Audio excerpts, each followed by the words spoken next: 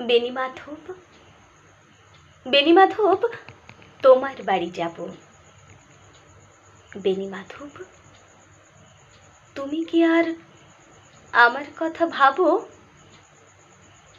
বেণীমাধব মোহনবাসী তমাল তরুমূলে বাজিয়েছিলে। আমি তখন মালতী স্কুলে ডেস্কে বসে অঙ্ক করি, ছোট্ট ক্লাস ঘর, বাইরে দিদিমণির পাশে দিদিমণির বর। আমি তখন নবম শ্রেণী, আমি তখন শাড়ি। আলাপ হলো বেণীমাধব সুলেখাদের বাড়ি।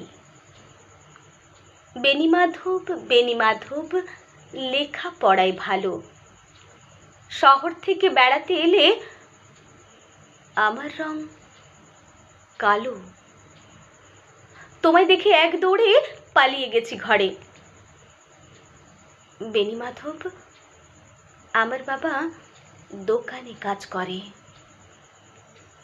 কুঞ্জে অলি গুঞ্জে তবু ফুটেছে মঞ্জরি। সন্ধেবেলা পড়তে বসে অঙ্কে ভুল করি।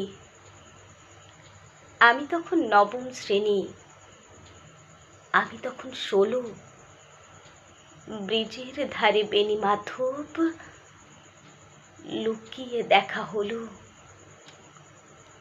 বেণীমাধব, বেণীমাধব, এত দিনের পরে সত্যি বলো, সেসব কথা এখনো মনে পড়ে? সেসব কথা বলেছ তুমি তোমার প্রেমিকাকে? আমি কেবল একটি দিন তোমার পাশে তাকে দেখেছিলাম আলোর নিচে, অপূর্ব সে আলো। স্বীকার করি, দুজনকেই মানিয়েছিল ভালো। জুড়িয়ে দিল চোখ আমার, পড়িয়ে দিল চোখ।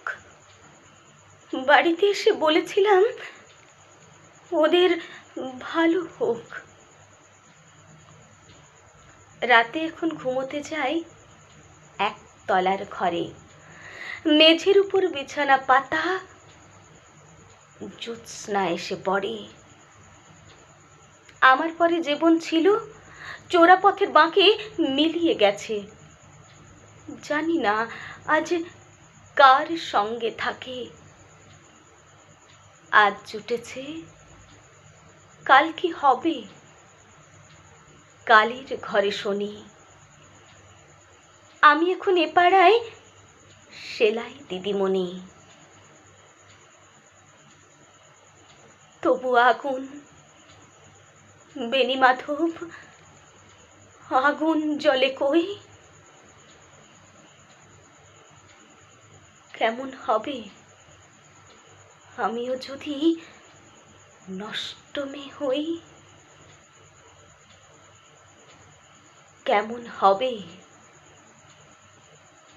আমিও যদি